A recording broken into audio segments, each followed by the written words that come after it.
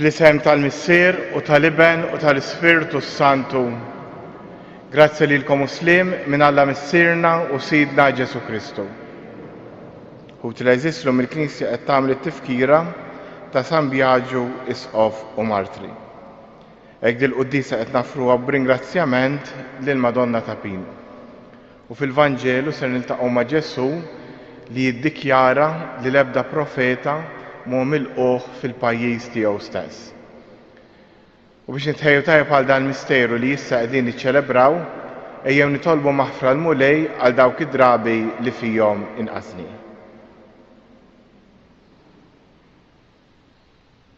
Nistqar l-Alla li jista' kollox u lilkom ħuti li għadni btħafna bil-ħsieb, bil-kliem, bil-ħmin, billi ħallej dmirijieti.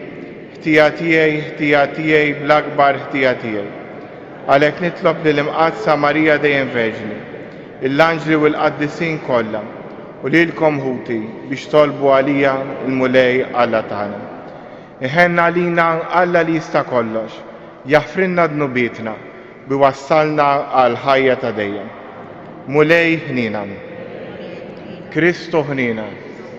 Mulej ħnina. Nitolbu. Għati widen mulej għal poplu tiegħek fit-talb bil-ħnina li bil-ħnina qiegħed jagħmilek biex bil-għajnuna tal-Martri San Biagio għatina lena tal-paċi fi żminijietna u għenna fit-triq tal-ħajja ta' dejjem. Bibnek Ġesu Kristu Sidna li hu Alla u miegħek jgħix wisaltan flimkien mal-Ispirtu Santu għal dejjem ta' dejjem.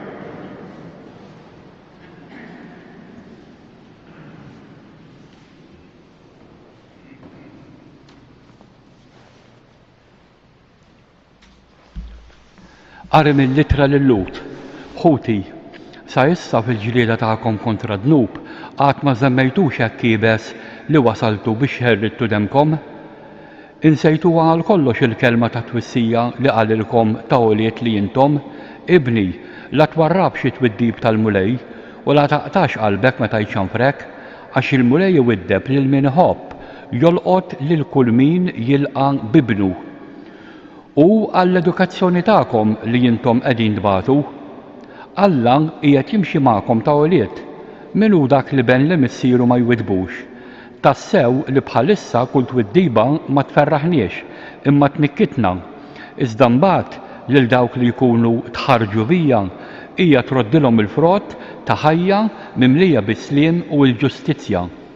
Mela nerfgħu l-idejn merħija u l-irkubtejn mitluqa tagħkom u waqbdu triq dritta għal riġlejkom biex minnu zopp ma joħroġ mit-triq imma jerġa' jieħu saħħtu. Fittxu li jiżommu wislim ma' kulħadd u li jkollkom il-qdusija li mingħajrha ħadd ma jara lil mulej.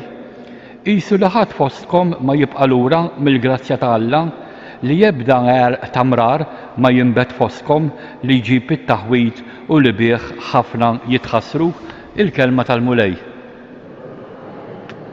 Salm responsorjali, it-tieba tal-mulej minn dejjem għal dejjem. Birek ruħ tiegħi lill-mulej, qalbi kollha imbirek l-isem imqaddes tiegħu. Birek ruħ tiegħi lill-mulej u la tinsiex il-ġid kollu li għamel miegħek ngħidu it-tieba tal-mulej minn dejjem għal dejjem. Bħalma jħenn il-missiera l-uridu, hekk iħenn il-mulej għal min għandu l-biża' tiegħu. Għax hu jaf kif aħna maġuna, jiftakar li aħna trab, ngħidu it-tieba tal-mulej minn dejjem għal dejjem. Imma t-tieba tal-mulej minn dejjem għal dejjem ma' dawk li għandhom il-biża' tiegħu u s-sewwa tiegħu ma' ulietu liedhom ma' dawk illi jħarsu l-patt tiegħu ngħidu it-tieba tal-mulej minn dejjem għal dejjem. Jekk oġobkom inqumu bil-wieqfa.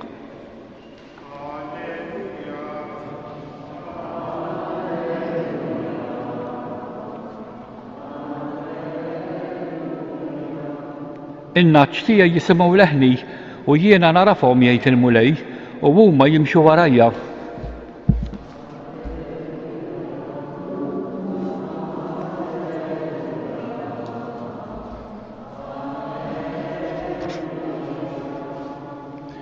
Il-mulej magħkom. Qari mill-Evanġelu skont San Mark. F'dak iż-żmien Ġesu mar lejn pajjiżu u d-dixxiepli tiegħu marru miegħu. Meta wasal is-sibt, daħal jgħallem fis-sinagoga u l-ħafna li semgħuh bdew jistaġbu u jgħidu: Mnejn kisbu dan kollu? U x'inhu dan l-erf li natalu biex saħansidra qegħdin isiru dawn l-eġubijiet kbar bideh? Dan mhuwiex il-Mastru Daxxa bin Marija u Ġakbu u Ġoswe u Ġuda u Xmun? Uħutu l-bniet mhux hawn magħna?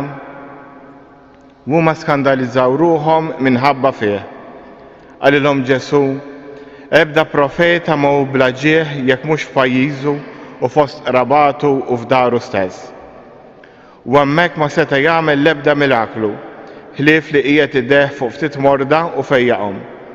U baqa' mistaġeb bin-nuqqas ta' fidi tagħhom. Ġesu ma ridu l-irħula ta' dawk li nħawi jgħallem. Il-kelma tal-mulej.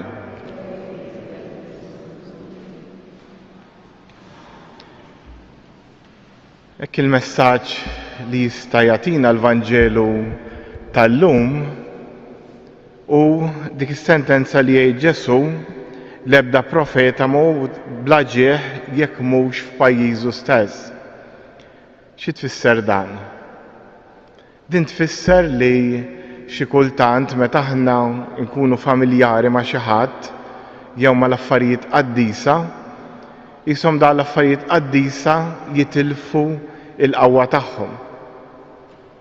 Pereżempju, jekk tkun f'post fejn pereżempju jkun hemm il-knejjes il-parroċċi u s-saċerdot ikun jista' jmur biss darba fil-ġimgħa jew darba fix-xahar iqaddes. L-Ewkaristija tkun hemm għal ftit mumenti. L-individwi, il-persuni, dik il-mument qasir ta' smigħ tal-kelma tal-Alla tal-laqgħa ma' Ġesu fl-Ewkaristija tħalli impatt kbir fuq il-ħajja tal-individwu. Mill-banda l-oħra forsi bħalna li aħna nistgħu ngħidu imħajmin fl-affarijiet qaddisa mindu żgħar nafu li hemm Ġesu fl-Ewkaristija, imbagħad bil-familjarità nibqgħu għaddejjin, laqqas reverenza, laqqas nirrikonoxxu dik il-preżenza. Meta nisemgħu l-Vanġelu nafu kollox diġà, il-Vanġelu smajnieh mijiet ta' drabi nistgħu ngħidu. Għax l-istess Vanġelu jinqara aktar minn darba matul is-sena għal dawk li jisemgħu il-quddies ta' kuljum. Mindu konna żgħar nafu kollox dwar Ġesu. Din il-familjarità tista' tgħinna biex nitfixklu aktar milli biex ikollna laqgħa vera ma' Ġesu.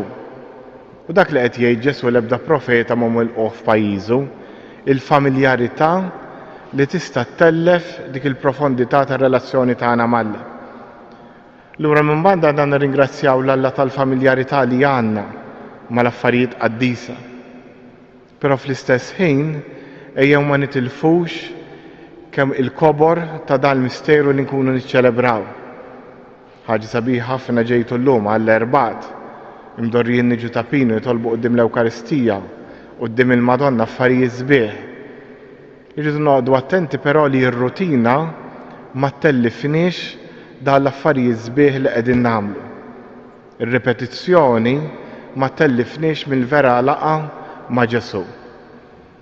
Fiskiet nitolbu fuq dan.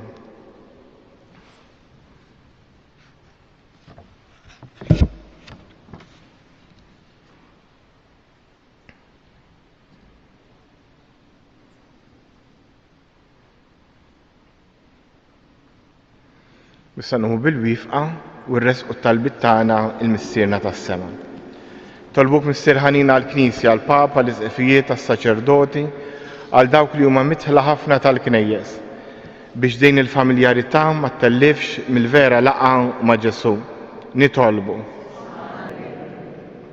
Tolbuk Missier Ħanina lina l-kol, nirringrazzjawk li twelidna f'pajjiż nisrani fejn il-kelma tal-Alla nafuha minn konna żgħar.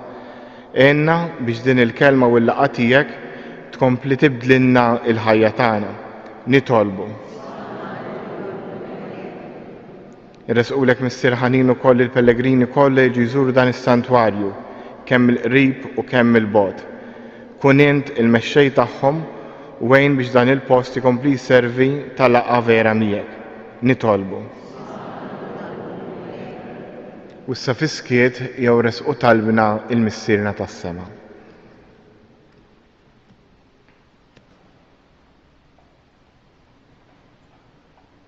Nitolbu dan kollu bi Kristu Sidna.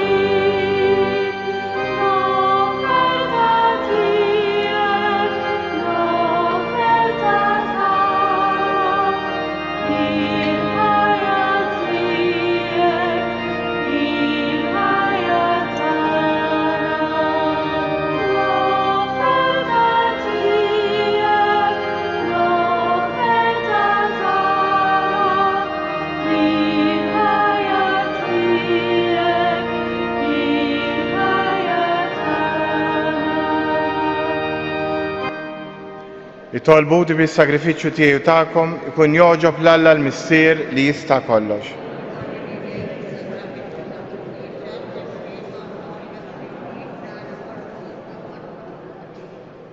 Fuq l-artal tiegħek mulej, aħna l-qaddejja tiegħek qegħdna l-offerti tagħna. Fi ħnina tiegħek ilqaħħom u agħtihom is-sagrament tal-fidwa tagħna. Bi Kristu Sidna il-mulej magħkom. Nerfgħu qlubna l fuq. Niżżuħħar lil mulej Alla tagħna. Sewwa u xieraq tas-sew mulej Missier Qaddisa li ta' dejjem tista' kollox, tajjeb u taġġi tas-salvazzjoni tagħna li dejjem u kullimkien roddulek ħajr. Għax int fit-tifkira ta' San Bjaġju turi bit-tieba tiegħek kif bit-tieba tiegħek ħlaqt il-bniedem. Wara li bil-ġustizzja tiegħek ikkondannajtu fil-ħnina tiegħek fdejtu bi Kristu Sidna. Bih faħru l-kobor tiegħek l-anġli imuk id-dominazzjonijiet. Jitredu quddiemek is-setat, il-kol ferħana jfaħruk ismewwiet mas-serafini u l-qawwiet tas-sema. Flimkien ma' tagħhom ilqa' nitolbuk it-tifħir tagħna waqt li bil-qima intennulek. Qaddis, qaddis, qaddis. Ismewwiet u l-art mimlija bil-glorja tiegħek. Osanna fl-ola ta' smewwiet, imbierek minn ġej f'isem il-mulej, osanna fl-ola ta' smewwiet. Qaddis tas-sew int mulej inti lajn ta' kull quddusija. Qaddes għalhekk nitolbuk dan l-offerti bil-barka tal-Ispirtu tiegħek biex isiru għalina il-ġisem u d-dem ta' Sidna Ġesu Kristu li meta kien se jingħata biex mir-raħibati ħal ħobs radd il-ħajr, qasam tal id-dixxiepli tiegħu qal ħudu u kulu l-kol minn dan, għax dan huwa ġismi li jingħata għalikom.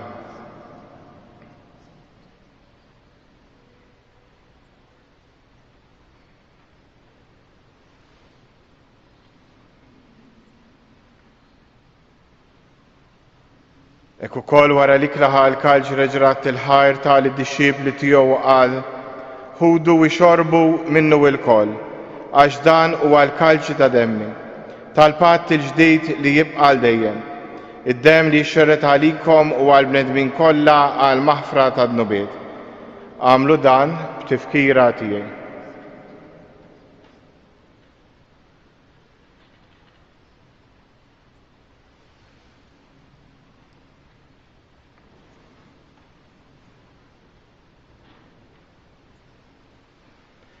Danu il-misteru tal-fidi. Nxandru bil-feħl għaw minn tijek nistennew sama tiġi fil-glorja.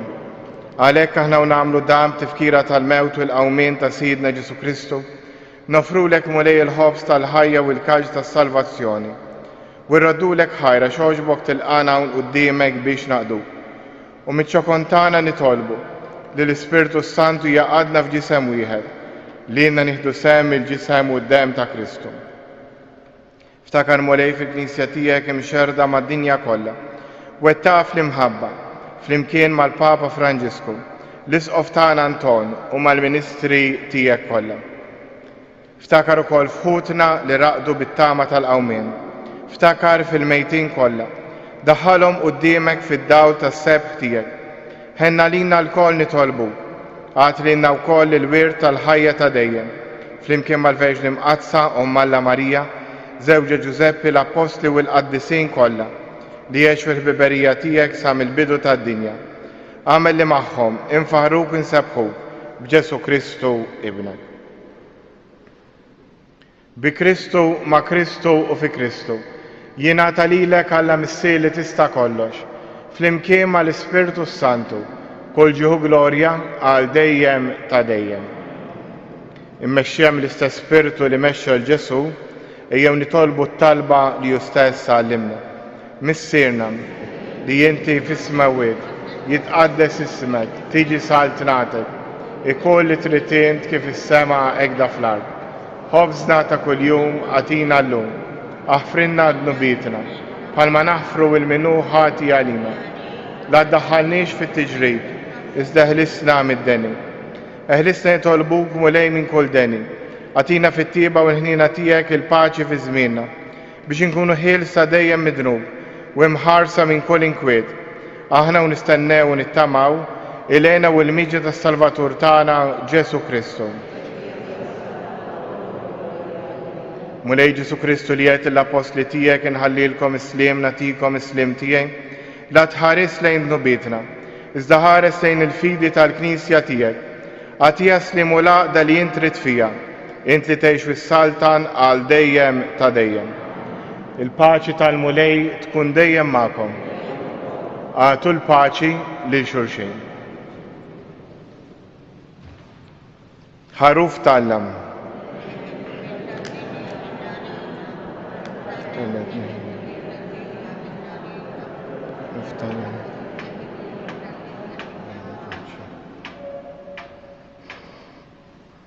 Danu il-ħaruf tal-lam, danu li jneħħi d-nubiet tad-dinja. Ħen jindawk li huma mistiedna għall-ikla tal-ħaruf.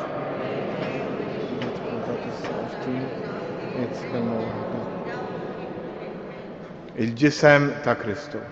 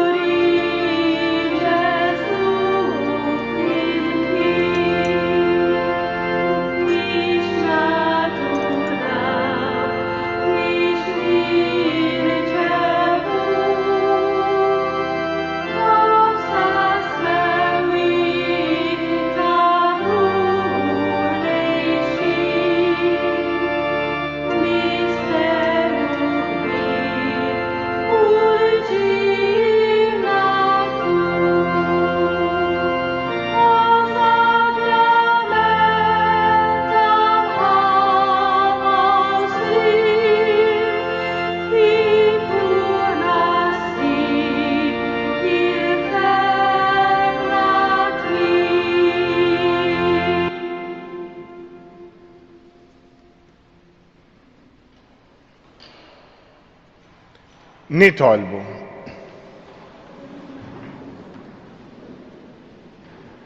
Mulej int qawwejtna bid-don tal-fidwa tagħna.